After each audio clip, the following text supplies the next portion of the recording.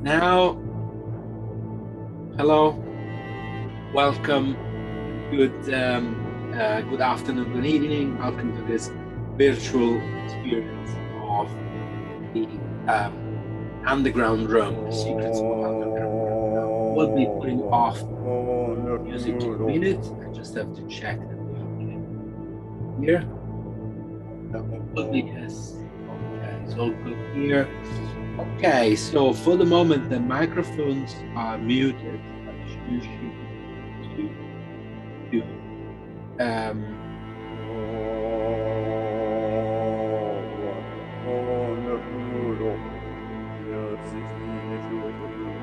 here we go. I had a little bit of music. I don't know why it didn't work before.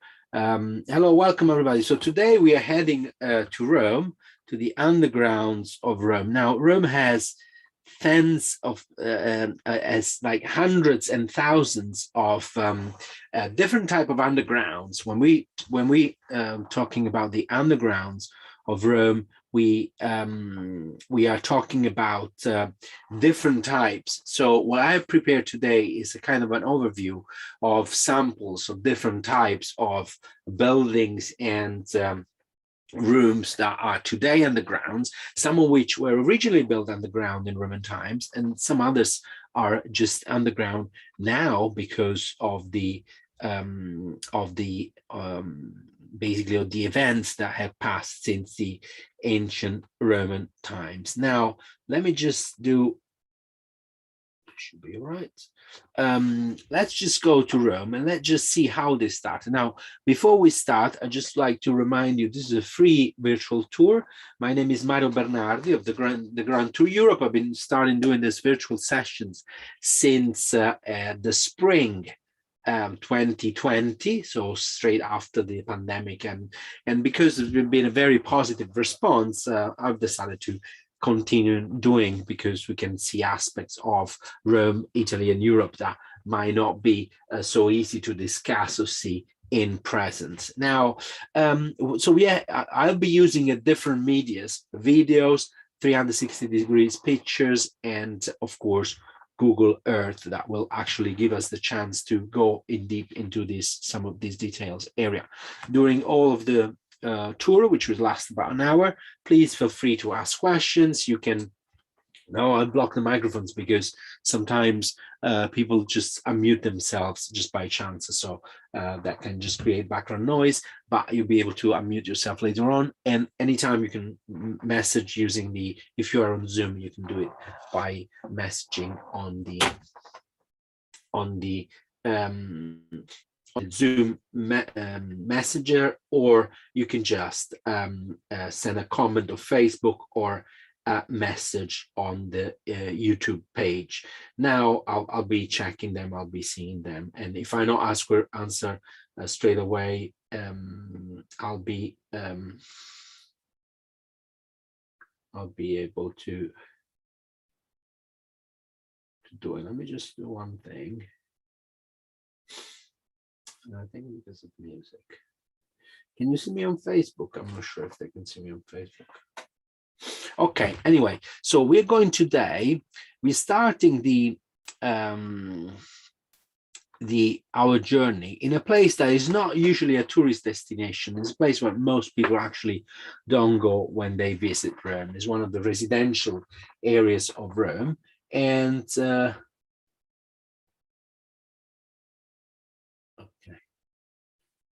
let me just do one thing. And basically, it's the same as the catacombs of Santa Priscilla. So we're going to go in a place that is just like Facebook is blocked the video. Sorry about that.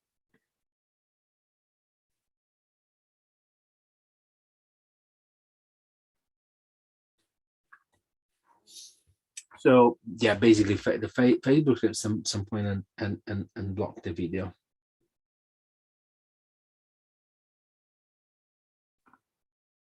Let me just see one thing. Okay. So the think this is good now. The Catacombs of Vianapo is not one of those catacombs that you can visit normally. So Rome has over 60 catacombs. These were basically underground cemeteries. They were originally quarries, which eventually were abandoned. And this one is very important because it was discovered in 1578, which can be the 31st of May, 1578, which could be kind of the birth date of the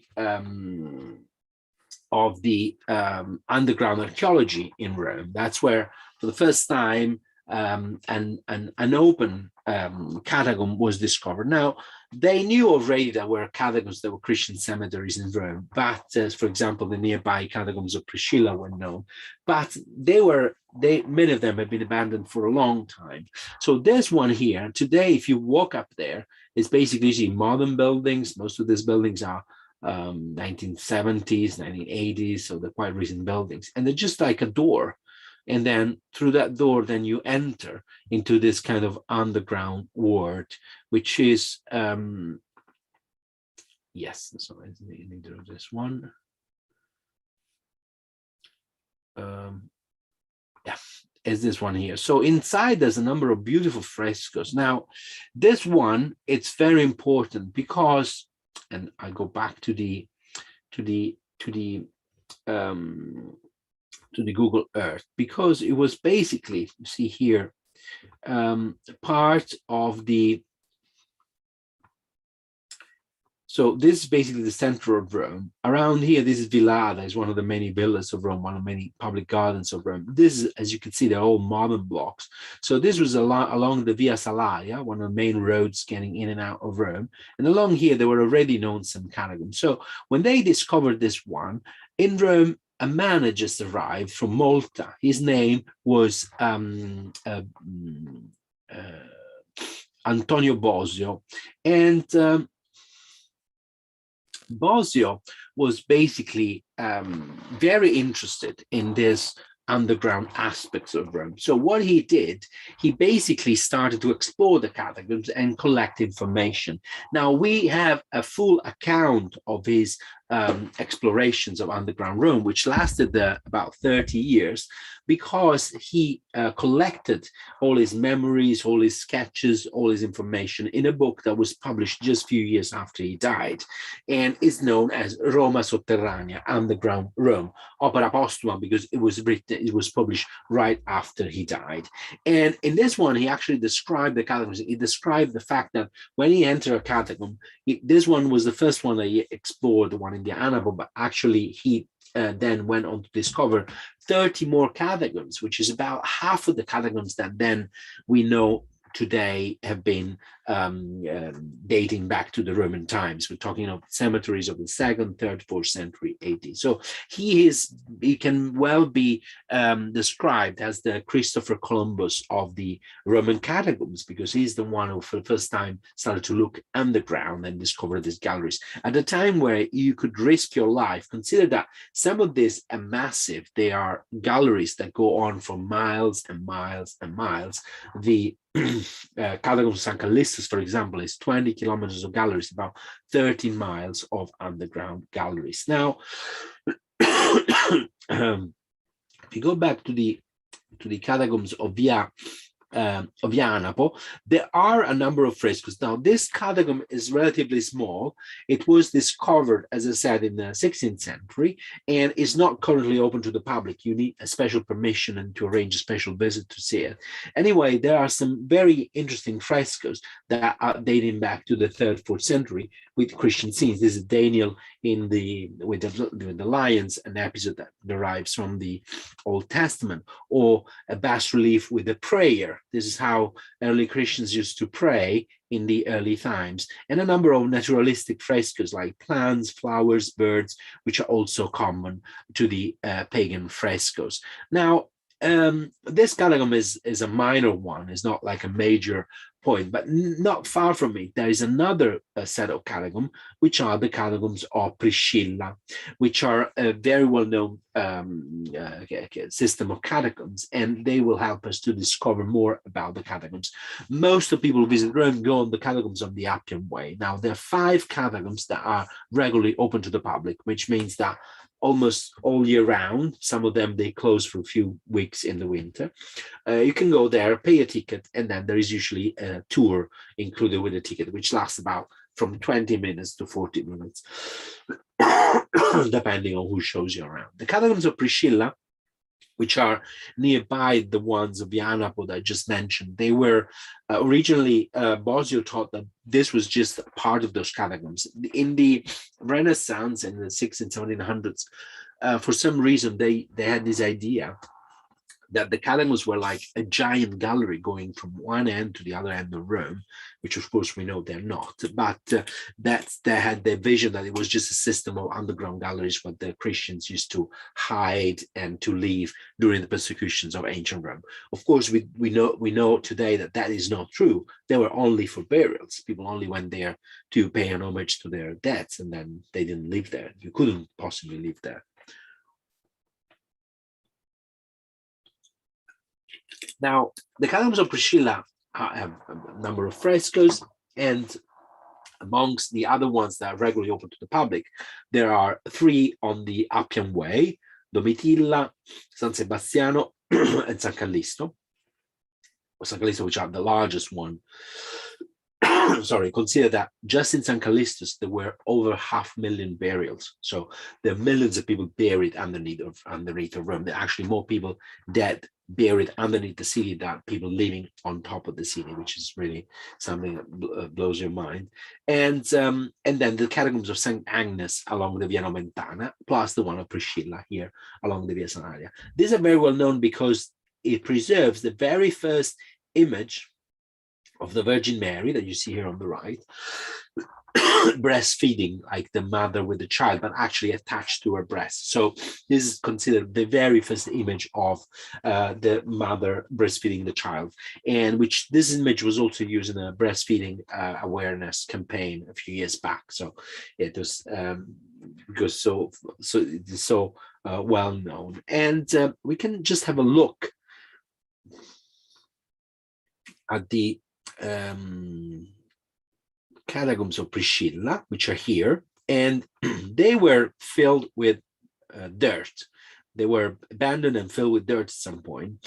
In fact, here on the top there is a basically a hole. Now, the reason for them to be filled or to be abandoned are various. In general, the catacombs became unsafe as they were outside of the city walls, and during the Middle Ages and the barbarian invasions, and during a number of wars that raided Italy in the so-called Middle Ages and in the Renaissance, these places were raided by looters, people trying to find treasures or stuff that was buried. Very often people were buried with some personal belongings, which could be a ring, a jewel, or something. So they would break into the tomb. So most of them have been found basically broken in with damages. Now, the catacombs of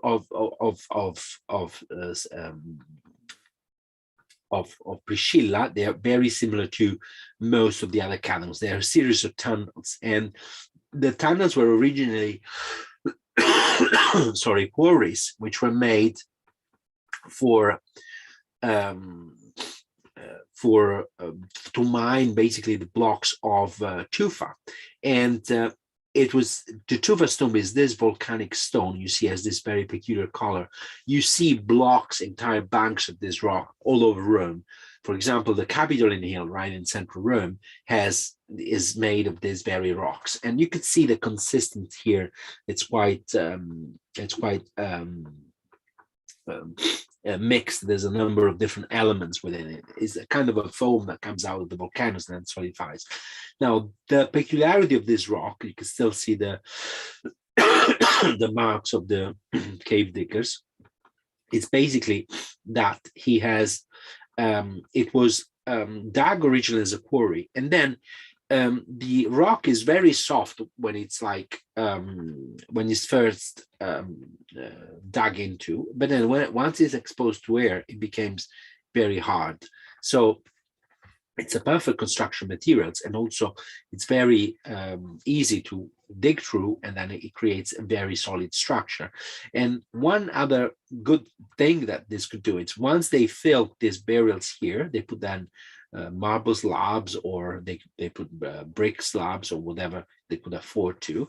The body was placed in here, wrapped in a shroud. They didn't use any coffins or any caskets, just the body wrapped in a shroud. Sometimes some lime, just to lime scale, just to prevent odor and infections. And then they will place like an oil lamp or some objects to commemorate the death. Very often there were inscriptions with the names, the professions. For girls, most girls, it was written that they were virgins and this kind of stuff. Most of them, they've been found in pieces, like this one all broken, because of course when the raiders broke in, they actually died. And as you may see, there are no bones in the tunnels. And the ones open to the public, they have no bones left. This is because the bones were removed and placed, buried in a different part of the catacombs, not accessible to the public. This was something that was done in the 1960s and 1970s, when they realized that tourists and visitors would pick some of these bones and take them home with them. Apologize, but I have a bit of sore throat now. Now, so you can see they are on different levels and different layers, and it's quite, no, we're going up. No, we have to go down now. Okay. No, it doesn't go down. Let's go down this way. Okay. So we started from here. Here, there's a little chapel here. This chapel is here. These chapels, for example, are used by pilgrims to host services. You can actually the catacombs are open to all Christians, regardless if you're a Catholic, if you're Anglican, if you're, Baptist or a Lutheran church. Any church is welcome there to have their own services with their own pastor or priest or vicar. And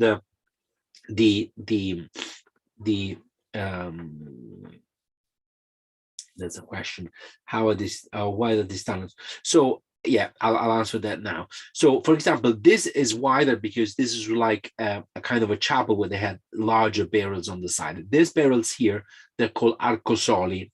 So these were for wealthier people, but actually could afford more room and also pay for a decoration or something.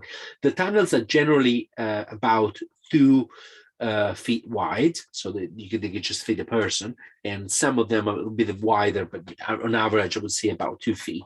And the depth varies. So on average, these ones at Priscilla, they're about 8 meters below the street levels, which is about 25 feet, but they can go deeper up down to 30 meters, which is about 100 feet underneath, depending the area, so how big are the catacombs. So some of the deepest ones, San Callisto's, they go deep 30 meters, which is, is about 8-story building down. Now, one of the key features of some of these catacombs are these chapels. So these were for wealthier families who could afford a more complex decoration. And these decorations, sorry, I'll just go now, often were inspired after the Bible, but because they were made 3rd, 4th century AD, they're still of the quality and the style of ancient Roman frescoes. Here we have the prayer, and we have a number of other figures, beautiful 3D stuccos here. Other figures, these are from the Bible, the 3 Jews in the furnace, from I think the book of Daniel, and then a few other elements from the Bible, including here these are the Magi kings, the 3 wise men bringing gifts to the child. And this is the so-called Greek chapel, because they are in the right knees inscriptions in Greek. Now, many of the early Christians, they were from the eastern part of the Roman Empire, where the main language was Greek. Greek became the koine, the common language, starting from the 4th century BC, after the conquest of Alexander the Great, and even after the conquest of the Roman Empire, most Greek-speaking countries kept speaking Greek, and also Greek was widely spoken by the Romans. It was the language of the cultivated people. Up here, you can see one of the many dinners. Now, sometimes when you join a tour, they explain that this is the Last Supper, and that's what when you see people sitting around the table, you in a religious context, you think straight away the Last Supper. But in this case, it is not. It's actually an agape, a sort of kind of a common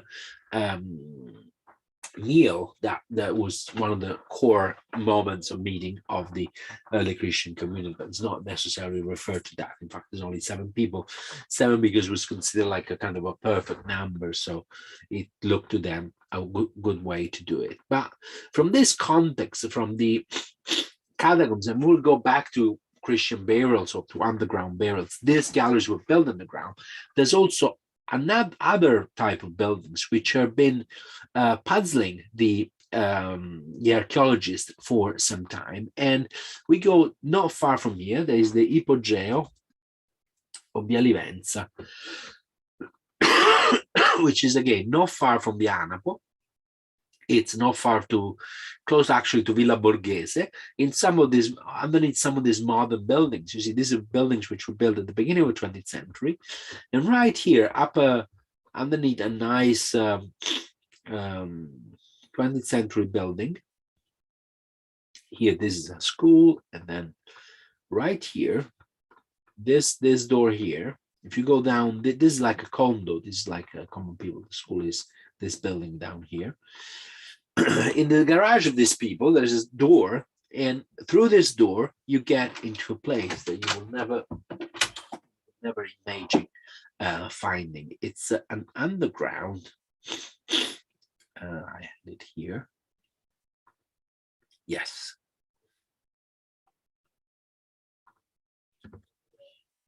It's basically an underground chamber that has some amazing frescoes. Now, for many, many years, the archaeologists could not figure out what this represented. I mean, because it has both pagan and Christian symbols. Now, this is the goddess Diana, which is, the goddess haunting with the deers, and then she's just picking up an arrow from Embark. The building belonged to a larger room that had like was a sort of a church-shaped kind of long elongated building. Now, the only part that is left is this one here. The apse wall has been found, while all of this other part was erased by the construction of the building on top. And there is a staircase going down, which is the original one. Hence, the building must have actually been the original building back in the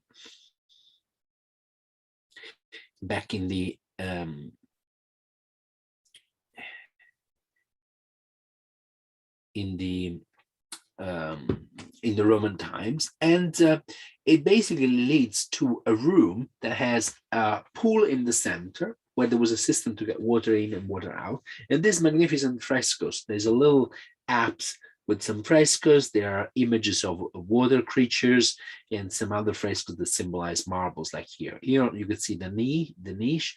On the left there was the goddess Diana. On the right, another figure accompanying Diana, and then a hole in the wall, which would have been the spring water getting in, and there was a system to get the water out with kind of a basin where to actually that could feed a person. It's not a bath, but it's something deep and large. And they've thought that this would have been like a religious kind of spring, a sacred spring where people could just bath, doing something similar to a baptism. And then these beautiful mosaics have been found on the side, and some of these mosaics, which are still perfectly preserved, they have on the top a figure. Now, the top part unfortunately is missing, but the one on the bottom is very well preserved. And you can see that there were 2 figures standing and then some water coming from the side. Now, because they are mosaics dating back to the same period, this is 4th century AD, the 300s AD, it was something probably similar to the image of Moses hitting the rock, letting the water out, or St. Peter sometimes represented in the same position. At some point, the characters from the Old Testament kind of got overlapped with Christian saints, and so they got similar attributes and similar stories. They were basically it was actually interpreted as a Christian place. But what if it's a Christian place? What is the goddess Diana doing here? So we might basically think that this was a kind of a passage moment where Christians and pagans were not completely separated. People could well believe in Jesus Christ and could still believe in the ancient gods, because it was like a, a period where there wasn't a centralized church like we have today, with a hierarchy, with an organization, with a system of beliefs. There was more like kind of a novel and a number of things in which you can believe with. So Christians and pagans lived together, they buried together, and also there was often the chance that they would probably pray together. So this might well be a place where the Christians could do the baptism or praying, and at the same time pagans could go there for offerings and respect. So which is something that, considering the history of the persecution of the Christians and the persecution later on the pagans, it's something kind of unusual to think about. A place that instead had a very different story, it's this Mithraeum, which is from the underneath the Church of Santa Prisca. And to see this, we will be actually going there. Santa Prisca is on the Aventine Hill, so it's a complete opposite side of the of the city of Rome. And so we are by the Circus Maximus here, and right as you go up on the Aventine Hill, one of the 7 hills, there is this ancient church. Now this was believed to be owned by Prisca and Aquila, which actually were some early Christians in the 1st century. This was the place where they originally lived, their house, and they hosted St. Paul's on his visit to Rome. So basically, it's one of the oldest churches of Rome, and which has been refurbished several times, including a refurbishment made in the 18th century, so the 18th century frescoes inside. But in the basement, Mithraeum was found, which is basically kind of an underground church, a crypt. Now this as well, it's a building that was originally built below ground. So it's not something that got buried or got covered. It was actually originally underground, like the other places we've seen so far. And this is amazing because he had a statue of the god Mithra right in the center. Is this figure here. Now Mithra it's another form of paganism, but is not connected with the traditional Roman religion, so with Zeus or Mars or Venus. No, this was a deity that came from the Far East, from the Middle East, from nowadays Iran, Persia. And the Persians believe in Mazda, which was a sort of monotheistic god. So they believe in a universe which was governed by the eternal fight between good and evil. Is not very different than, the Judeo-Christian view of, when there is a God, there is a creator and a pure good. But in the Mazdaism, in this kind of Zoroastrianism also is called, anyway, in the Persian religion, good and evil are kind of mixed up. They're different shades, so it's not always clear who will win and who is the struggle with. So in fact, not all this this kind of contrast is always like pure good or pure evil. There's also lots of in-betweens. Anyway, Mithra was believed to be this figure that gave origin to the world. In fact, he's sacrificing a bull, he's killing a bull that is right underneath his knee here. He's holding, let me see if I can draw. Yeah, he's holding a bull. Here there's a bull's head, his knees is on the body would be here. Then the other figures are actually assisting him.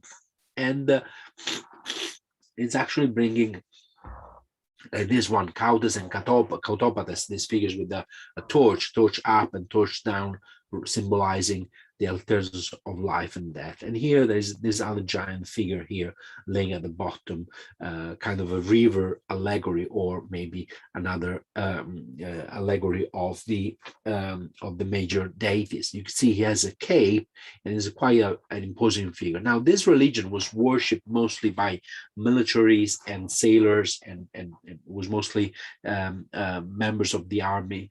And he had at least 50 of these temples in Rome. There were, but most of them were destroyed when Christianism took over. Many of the others were actually destroyed. And this is the one of the beautiful mosaics that came from this Mithraeum, with the portrait of the god Helios, the sun. Now, moving away from the Mithraeum, we can see what the houses of the Romans look like by going to the very center of Rome. So we're going to Piazza Venezia, which is where, there is that giant roundabout in central Rome with thousands of cars, and there's a lot of traffic. Today, in this picture, there's no traffic, but usually it's very busy. And they've done some excavations right here by Trajan Column, not long ago, in the Palazzo Valentini, which is this palace here. This is Trajan Column. This is Piazza di Venezia with the Vittoriano, the altar of the fatherland. There's some roadworks, which in Rome are perennial. And then this Palazzo Valentini, this is the backside. Right here, inside this building, there is an underground building. Is right here, underneath here. The entrance is from the courtyard here. And they're called Domus Romane. Basically, they are a system of, pictures, I don't know here, a system of a house of the 1st, 2nd century AD, which were very richly decorated. Now, this, for example, were actually built above ground when they were originally built. And then at some point, maybe because of an earthquake, maybe because of a landslide, they basically, the structure collapsed and then was abandoned ever since. Later on, it was all covered with dirt, and they built the Renaissance building on top. So Palazzo Valentini was built over 1,000 years after. But in its undergrounds, they found potteries, they found marble decoration, they found the original thermal baths. Most of the materials were there. Now, this is a very special place. They're called Domus Romane di Palazzo Valentini, and they're open. You can book online and book a visit there.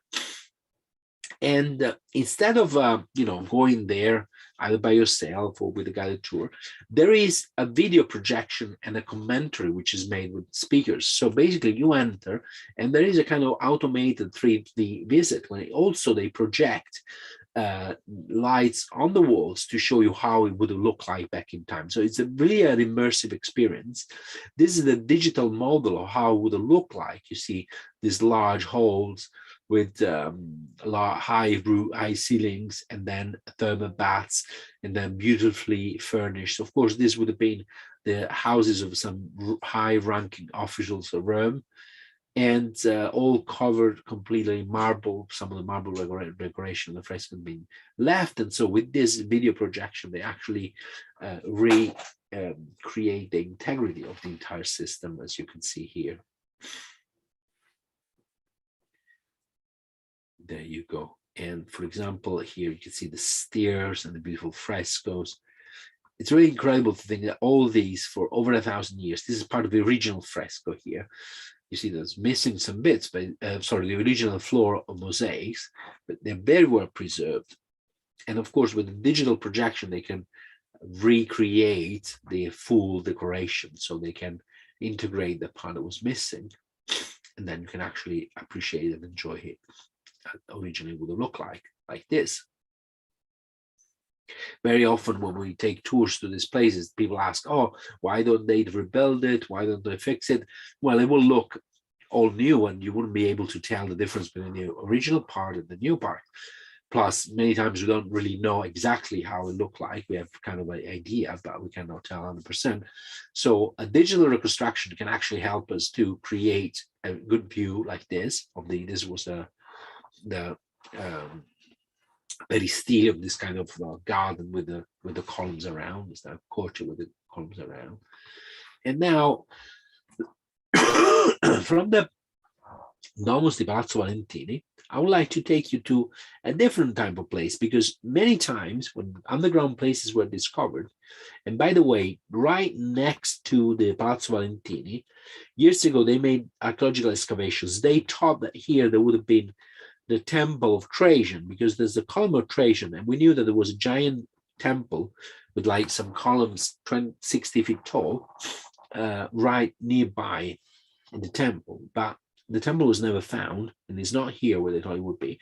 They dug here about 10 years ago to find the in this area here to create the entrance to the subway, the metro, but they found this building instead, which probably it's the Auditorium of Hadrian. We know that Hadrian built the Auditorium, kind of a concert hall and a hall for like reading poetry and stuff. And well, they found this building that matches the description, and probably was this one, not the temple and neither the subway station. Of course, in Rome it's very difficult to build anything. But many of this building, when they were discovered, they were actually misunderstood. They thought they found a building, but it was a complete different building. And we're going now somewhere which is nearby Santa Maria Maggiore, between Santa Maria Maggiore and the Basilica of St. John in Latium, here along Via Merulana, where there is this famous bakery called Panella. It's very famous. They make pizza. No, let me see. It's this one here. But it's a very famous baker. They make like cakes, they make the pizza and bread. So if you're around this area, you see it's always busy. It might be worth checking. And there is this building sticking out, which most people can't tell what it is from the outside. It's very difficult. It looks like kind of a church, but it's not a church. And for many years, this was called the Auditorium of Mechanics. Now, Mechanics was this kind of, actually look for it here. Catacombs of Priscilla. No, let's go. Yeah, Auditorium Mechanics. Here it is. And which has like this large roofed room. Now the roof is modern, was made in the 19th century when the building was discovered. From outside, it's just a very unassuming wall. It looks like hundreds of other walls that are in Rome with the Alps. But it's old, it's the 1st century BC, and it was probably rebuilt later on or highly restored. And it has a number of traces of frescoes. There's a ramp to access it. And then there is this large room. So for a long time, they thought this was like a concert hall because he had all the seats and the setting rear. So it looks like an auditorium, like a concert hall where you could just sit like here. But it is not. Now, it was probably owned by Mechanics. Mechanics was this very wealthy Roman in the 1st century. He was a friend of Emperor Augustus. And he was one of the men who financed also Augustus' power and Augustus' propaganda. He was famous for supporting the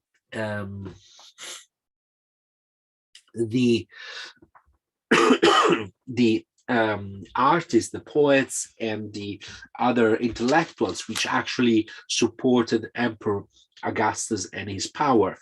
For example, Virgil, the author of the Aeneid, which is the story about how the ancestors of Julius Caesar came from Troy, and the story of this man, Aeneas, who escaped the fire of Troy and then landed after a number of trips into the area of Rome, and then his descendants would have been the founders of Rome and then the ancestors of Caesar.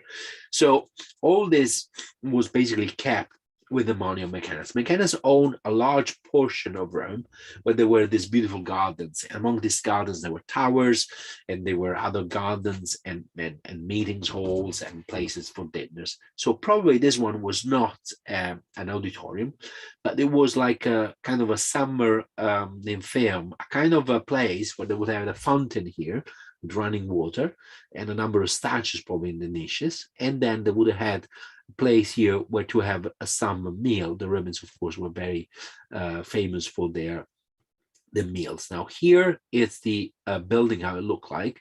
This is one of the ramps. There would have been another one on the other side.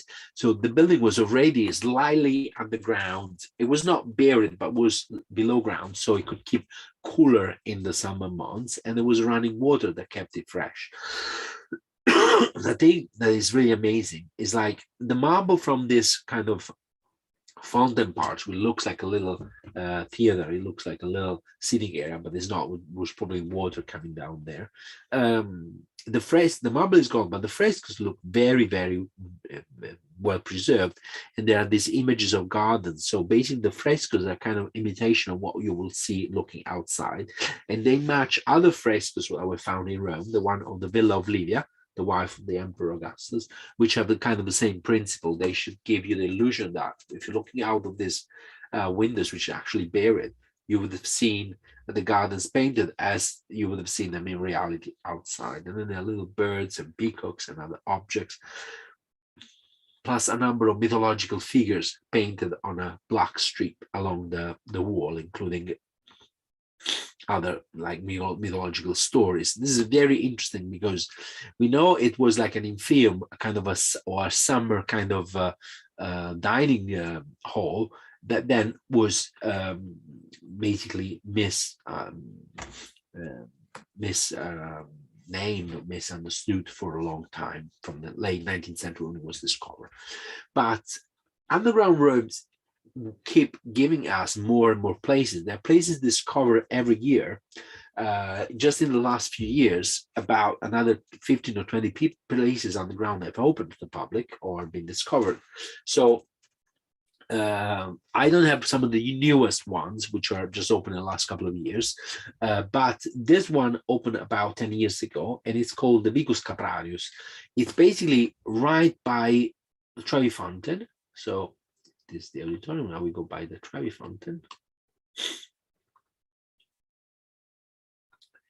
which is here. Sorry about my cough. And right here, this is the Trevi Fountain, right opposite the Trevi Fountain, in a little alleyway. It's very, I mean, you really need to be wanting to go there, because otherwise you will never find it. But there are arrows there. There is this entrance here, and there is actually kind of there was a cinema for a while, and at some point the owner of the building decided to create an underground parking, like garage underground. But of course, you know, it's not something that you could do easily in Rome. And in fact, he ended up getting this, a whole building with basically water at the bottom. And the archaeologists have basically understood that this, you know, this place was probably just an insula, kind of a building divided into flats. On the ground floor, there would have been these shops. At some point, they were turned into a water cistern. So these two rooms were actually used as a water cistern. And there's still water at the bottom, and you can see the structure of the two buildings one next to each other. And they also created a small museum inside the archaeological area, where you can actually see, for example, amphoras and other objects that were found during the excavation. They even found a time when they actually buried some of the stuff, and then they built on top in the Middle Ages. So really, like, it gives you all the layers of the different ages. Now this is called the Cavedium, was like a corridor between the two buildings, which still has the original flooring and everything. Of course, it's flooded. This is actually water that comes naturally from the undergrounds of Rome. And then you could see, this is from high up, the next door is the cistern. How do they know it is a cistern and it's just like a room that got flooded? Because at the corners, basically here, there are the corners, they are kind of rounded, and there's a very thick plaster, watertight plaster, that prevents the water from leaking out. Now, because this is very thick, it would have been very expensive back then.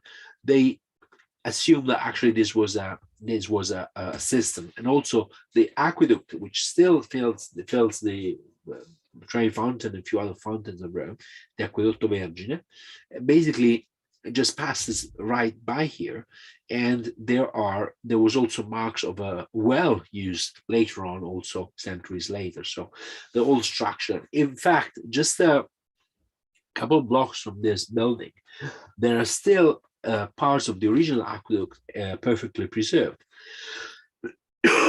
We are here, Vicolo Nazareno. So if from the Trevi Fountain, we go from here, we go down to the Trevi Fountain, and we follow here Via di San Luca, and we cross the road. Right after we cross the road, right here, there is a little bit of the aqueduct, which actually keeps going, and it goes underneath this building next here. So if you go in the basement of the shopping mall here, the Rinascente, you will actually see the ancient Roman aqueduct. And I can just at some point, there are different rooms. I'm not sure which one will pop now. This one.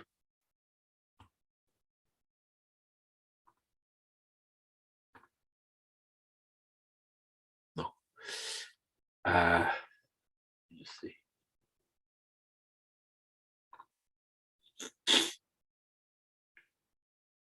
No, we're in the McDonald's here.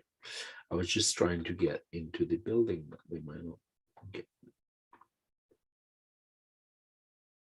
Yes, this is the shopping mall. This is the roof garden. There's also have a very nice view from here. Anyway, in the basement, you will be able to see this on the right. It's basically part of the original aqueduct that is still there, that was passing through here, and which the undergrounds were used as a system. Now, again, another area, because there are also entire houses preserved underneath. And one case which is really exceptional are the Roman houses under the Salient hill, which are just facing the Colosseum. So we go to the Colosseum. Right opposite, there is this hill called the Celio, the Salient hill, one of the 7 hills. And there is a large complex of churches here. This is the Basilica dei Santi Giovanni e Paolo.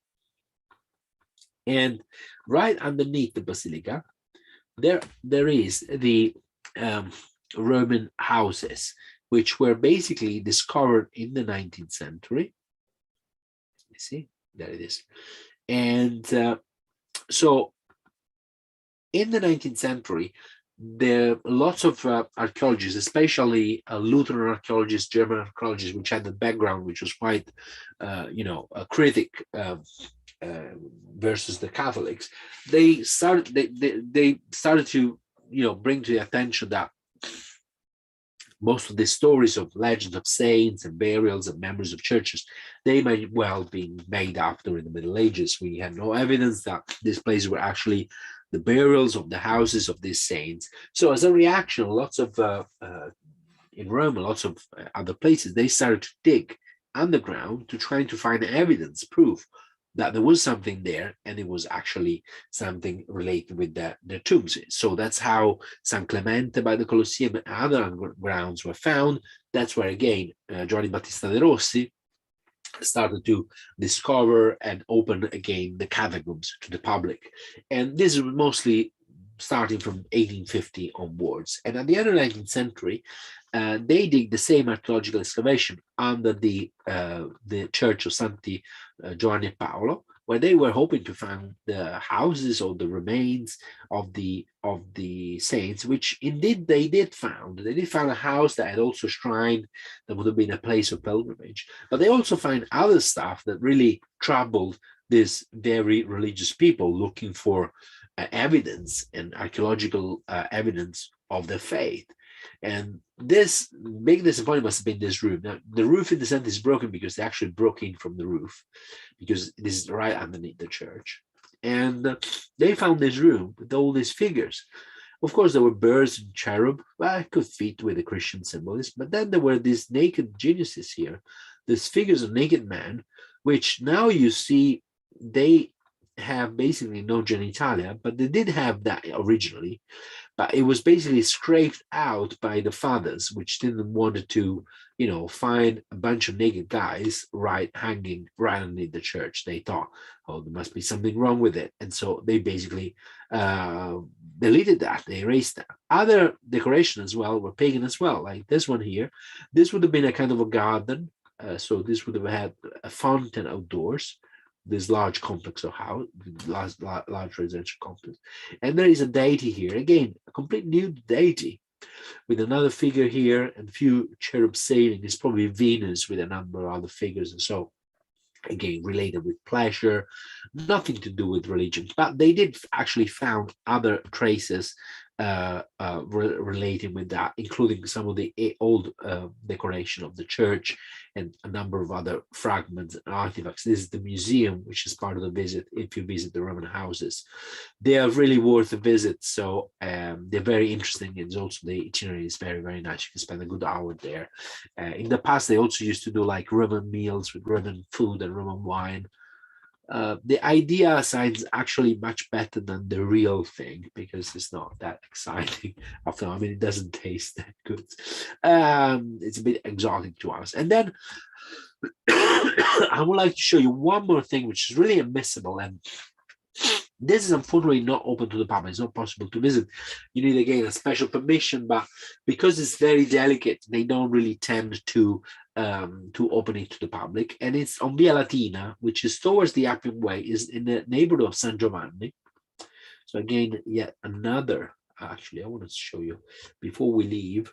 This is the church of Basilica Santi Giovanni Paolo. That's where my parents got married. Of course, we ended up in the pond. This is the cloister. I don't know who this man is.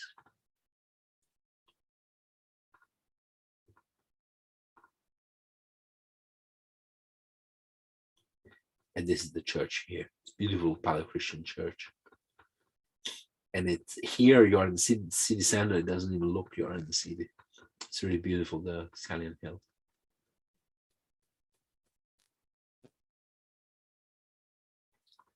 Okay, so I think we don't have any questions. Let's go on and we'll get to the Via Latina.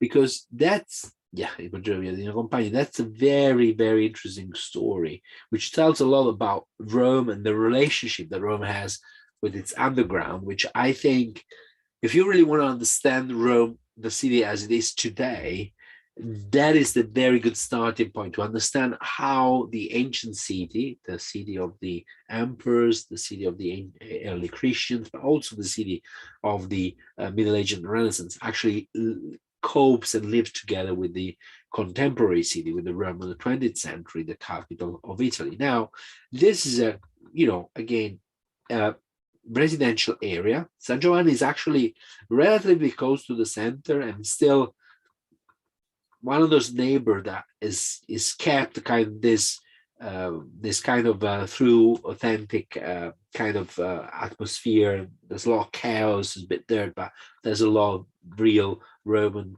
people in the traditional shops, and that's because most of the city center now is driven out. Tourism is driving out a lot of residents, but there's still a lot of people around here. Anyway, right around this area, when this building was built in 1950s, they started to pour concrete. The building's actually this one here.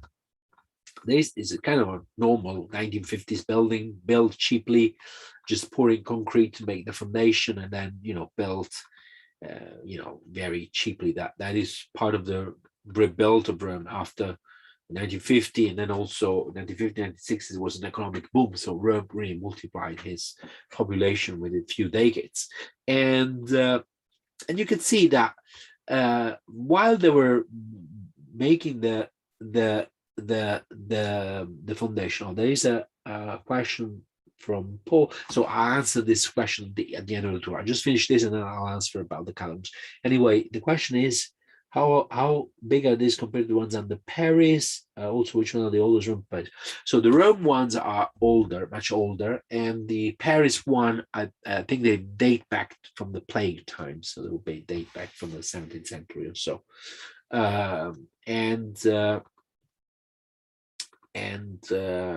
They will be the Rome ones. There will be there are about 60 catacombs in Rome, plus few hundreds more underground places. So definitely much bigger. I'm not sure how big are the catacombs in Paris, but I would guess they're like maybe 10-15 miles in total. And they are much more recent. So basically, this is the building that they were building in the 1950s. And if we go inside, we can go inside with 3D here.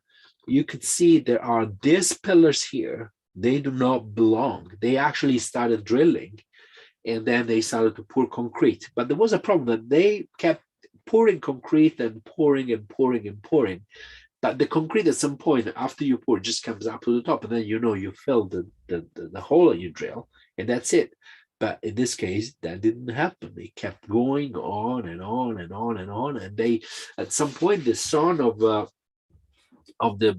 man who owned the building company, who was a young engineer, decided to go inside, and he discovered all this marble, all these frescoes, as they were just still bright and perfectly preserved were there. So of course the father told him, you keep quiet, we just filled it somehow, and then we just sell the flats, and then afterwards it's their problem, because of course they would have made massive loss. But he actually had a kind of a moment of his conscience basically told him to do some good, and then he went to the authorities saying, oh no, we have actually accidentally dug into a catacomb. You can still see the hole.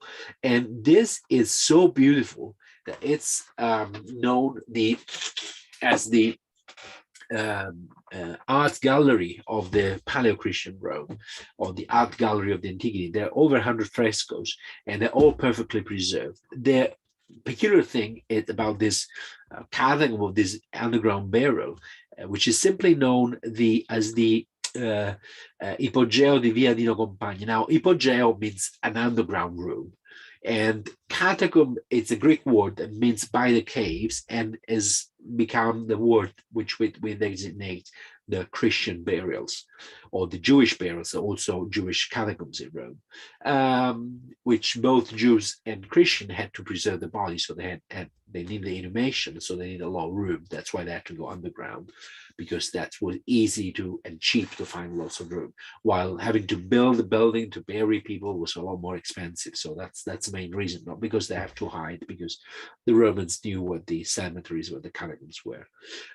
So the archaeologists call it Ippo Jail any other building underground which is not technically a catacomb. Like in this case, this was not a public burial. While in the catacomb everybody could be got buried, this one was only owned by a few families, probably related, and they actually had their entire place to themselves. There's a number of chambers. It looks like a bit of a spaceship. Basically, there's like 2 corridors, and there's like, they are about 18 meters below, about 60 feet below the street level, so they're pretty deep. Again, dug into this tufa galleries, and they have all these beautiful rooms, one inside each other, with like different altars, and they're all frescoed, so they're all beautiful. You can see the details of the frescoes. There's no 1 inch that's left undecorated. Some of them are very, very beautiful. I want to show you more. And the characteristic of this is that this was made at a time where, as we saw before, Christian symbols and pagan symbols were still pretty much together. So you could see, let's see here, this is the only one that hasn't got anything.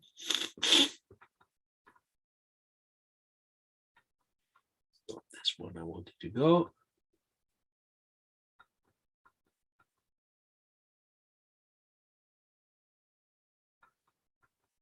Let's go through here. So here, for example, you have a number of people sitting around, and then you have a few other figures and scene up here. And then you can see this is an Alcosoli. with other figures on the side. Now, many of this, like this is David between the lions, Adam and Eve, some of them are pretty easy to identify. And though some others, they're not that easy, and they have been basically related with, like, the other gallery. Yes, they've been related more with, for example, also pagan scenes, if I can find them now. You can see the columns here, and then there's the this is the prayer here, the figures praying, the peacock, which is a symbol of the immortality of the soul, and then we have this beautiful sarcophagus here. There's another other miracles. Again, Moses with hitting the rock, as you would see. And again, right here. So here. Let's go up.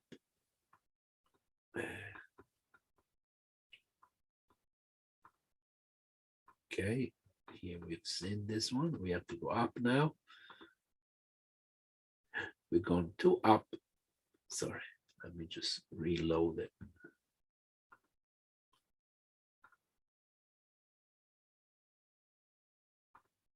Okay, so I know, sorry, it's the wrong one.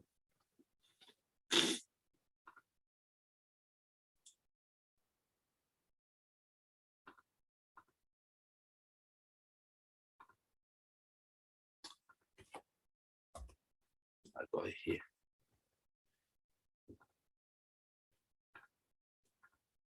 Okay.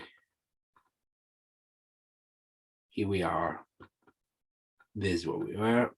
Now I want to go back. Back. Okay, this is the main hall. There it is. I want to go to this one.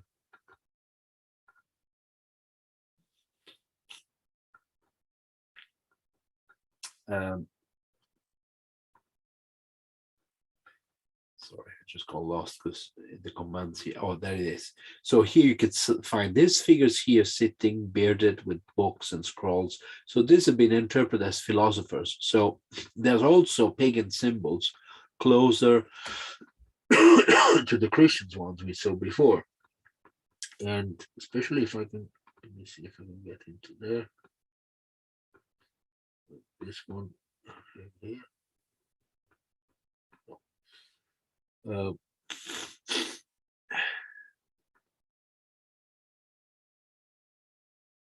Yeah, so basically here again, a figure with a torch up, similar to some other pagans one. Here we have Christian again, and then this is a mythological scene. You see Hercules and the Hydra, the peacocks again, more pagan, and like cherubs flying. This is definitely pagan symbol. So next to Christian symbols and Christian mythology, you have also pagan stories, very much in the same complex. So this is something that really baffled the archaeologists, because it's something that you would not expect. Here again, you find a context, for example, in which you have Jesus Christ resurrecting Lazarus. So again, here later on, the burial was right down into the wall by digging into the fresco.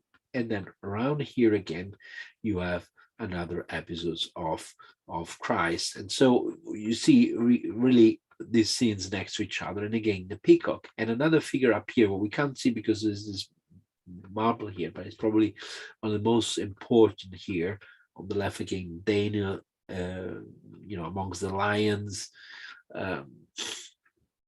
I'll show you here that there is another one with Venus, for example. For the time was thought to be Cleopatra because it has this snake, but it's probably like a more kind of a pagan deity, probably a Venus. And then this is the chapel with so right now, which is amazing, as you see, perfectly preserved and really an amazing one. And right above the vault, about the end tomb burial, there is this beautiful portrait of a young girl. She was probably buried there, and she has this very prominent position with the peacock there, which is a symbol of the eternity of the soul. So this would be something that was done to commemorate this girl. And maybe there's a story behind that, but of which we're not aware. To see these basically catacomb is very, very difficult. So I was lucky enough that when I studied at university, the professor of Roman archaeology was Fiocchi Nicolai. He was the head of the Pontifical Commission of Sacred Archaeology, which was actually responsible for all this. All these catacombs are all managed by the Vatican, by a Vatican body, and he used to take us there to these catacombs to, during his lessons. Some of his lessons were done outdoors, so of course being in Rome was very easy to do so. I wasn't one of his students, but I could, I was studying in the same university, so I just signed up for the visit. And I'll just answer the question after a little promo. If you have appreciated this virtual tour, this is just a freebie that I'll do every now and then, but I'll do every weekend visual tours about different topics, about art, about archaeology, about Rome and Italy.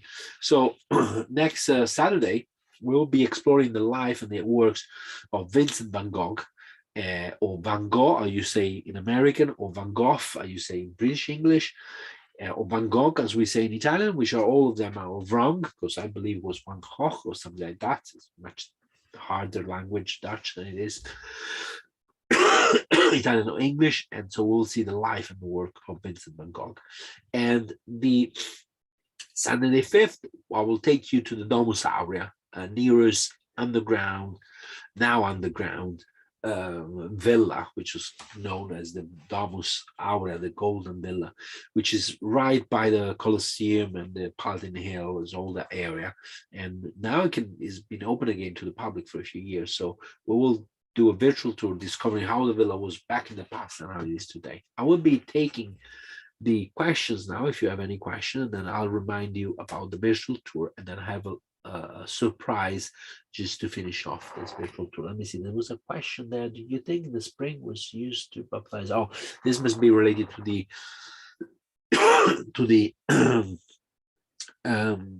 Ippo Jail di Via di Venza, to the little underground chamber with both Moses and the rock, and the Diana, the goddess. Yes, it would have probably been a spring that the Romans turned into kind of a natural, like a natural spring turned into a sanctuary. It was very common that natural springs or other natural phenomena were turned into a place of worship by the pagans, the Romans, and later on the same place was also used by the Christians for the same purpose. So it could have been used like an immersion baptistry, although it was also kind of open to pagans in this kind of period of transition between the two religions. And there's a question by Paul: what is the temperature in the catacombs? Is it the same year round? Yes, it's basically constant. It's around 18 degrees or so, more 18 Celsius. Fahrenheit would be, I don't know, 70, something like that. So it's, if you come from the heat of the outside, it depends how deep it is, how many ovens there are. But anyway, if you go in there in the summer, when outside is like 30, 40 degrees Celsius, which is about 90, 80 degrees, it's cold. You need something on, because otherwise you get cold. And it's kind of cozy in the winter, because of course there's no air, there's no sun, there's no change or anything. So the skates, and they're not even that damp, they're relatively dry, because the tufa is watertight. So the kind of a dry underground place is perfect for preservation of frescoes, for example. I don't know if there are any other questions. Sorry about my cough. I think there's a question. There was somebody, Alisa, saying, I hope you get well. Yes, I hope. This is because of the kids. They go to school, they catch anything and just bring that home. So, but it was just like 2 days ago, I still coughing. But course, always when you have something upcoming. Now, I'll also do private virtual tours. If you're interested, you can just inquire for a private tour just for your friends or family or as a business. And you can also buy these tours as gift cards, which is a perfect gift for Christmas, as you can basically do them anytime from anywhere. You can also, if you have a family split across different parts of the world, or you can actually recommend a hot port with sugar. Yeah, I usually have straight whiskey, so I'm just kidding. And now I would like to say goodbye with a little video from a movie Fellini made in 1970s. It's called Roma. 1970, I think this is the 1972 or so. The movie Roma, it was about the experience that Fellini had in Rome. He came from a small town in the north of Italy, Rimini, and he right, at the time of the war, and then after, he was really impressed with the traffic, the chaos of Rome, the chaotic Roman life. And oh, thank you very much. And so I just would like to play the moment in which he represents the excavation of the Roman underground, and actually digging underneath it, similar to the, we saw the last Catacombs was discovered just by chance. So, of course, by building the subway, they did find a number of artifacts even recently, and this must have really impressed Fellini, the fact that they, every now and then, they kind of found something. Here you see the frescoes, and they get dark, and there's a very important message, and I think this is a bit of a key of the thing I was saying before to understand Rome today. You have to understand the relationship between the underground Rome, the ancient Rome buried underneath the modern Rome, and how the two of them live together. In this case, they were building and they found place, and something happens. The message comes.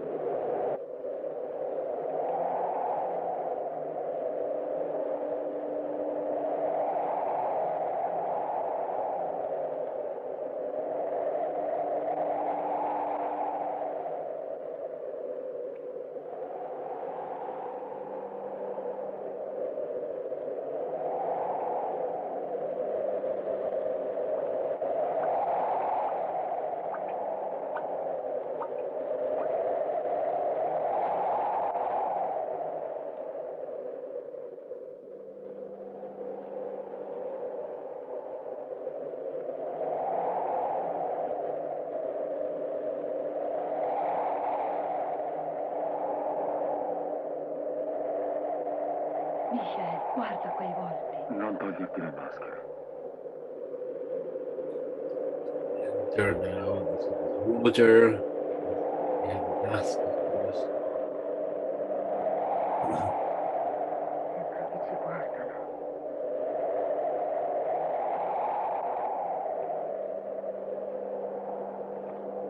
Okay, thank you very much, and stay tuned. There will be more virtual tour to come. Thank you very much. Bye.